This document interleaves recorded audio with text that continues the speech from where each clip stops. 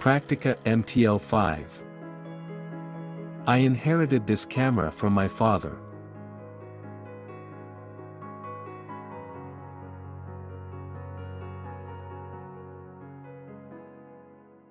4th L series generation, the Praktica MTL5 is a 35mm SLR camera made in East Germany by Pentacon between 1983 and 1985. The Pentacon factories in Dresden played a pivotal role in East German camera manufacturing and photographic history. Their story dates back to the early 20th century, when several Dresden camera companies joined forces to form Kamerawerkstätten Thorsch in 1914. After the end of World War II and the division of Germany, the Kamerawerkstätten found itself in the newly created German Democratic Republic, which fell behind the Iron Curtain and under a Russian dictatorship, isolated from the world. From half-destroyed and completely looted factories, German engineers began to design new, innovative cameras.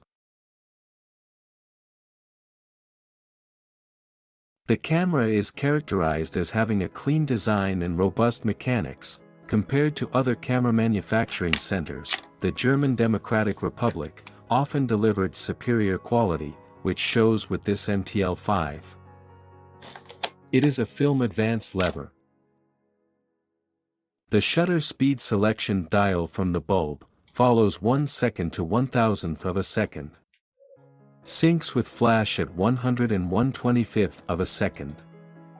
The TTL meter is activated by a switch when the shutter ring is lifted. Hot shoe contact for flash.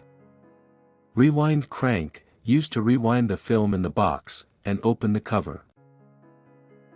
The battery compartment, unfortunately, stayed for 30 years in the camera and the cover cannot be opened, making it impossible to use the TTL meter. This button releases the film take-up reel and allows you to rewind the film. Measuring key. For correct exposure, the needle must be in the middle of the circle by changing the lens aperture and/or camera shutter speed. The shutter button is at the front of the camera. The unique position of the trigger adds stability to the camera while taking photos.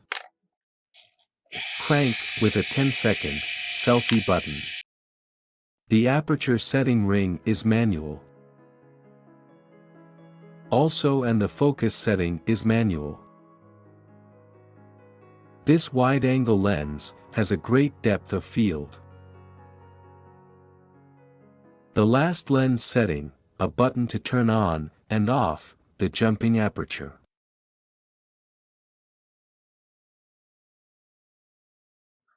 Pull the rewind crank and the cover is open. Load the film carefully.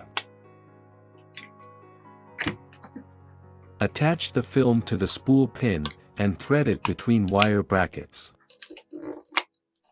Close the cover and take several blank shots until the counter arrow shows the number 1. After attaching the lens, the camera is ready to take pictures.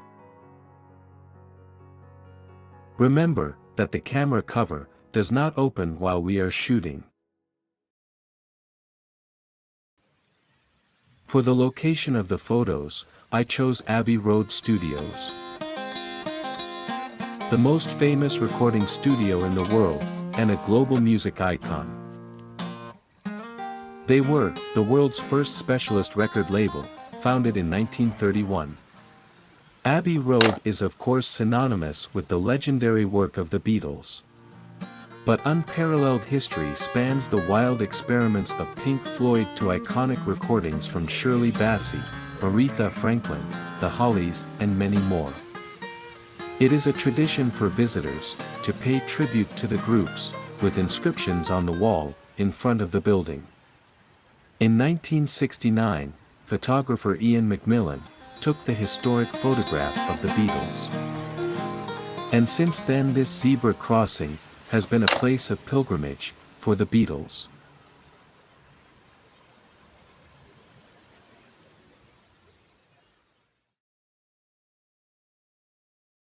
To safely unload the film, first press the button below, which will release the winder.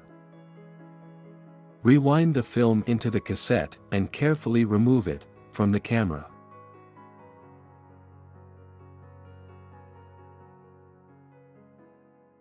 The most exciting moment is coming.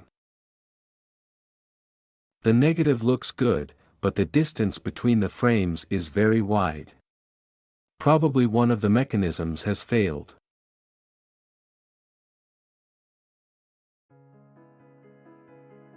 As I said, this wide-angle lens has a great depth of field. When I came to Abbey Road, it started to rain. I waited about an hour for it to stop. It was getting dark and I had almost given up on taking pictures, but I decided to experiment. I was shooting at 1/30th and the aperture wide open and knew the film was underexposed. To compensate for this loss of light, I increased the developing of the film by 30% and it worked. The pictures are gloomy, but the pleasure of shooting on film is great.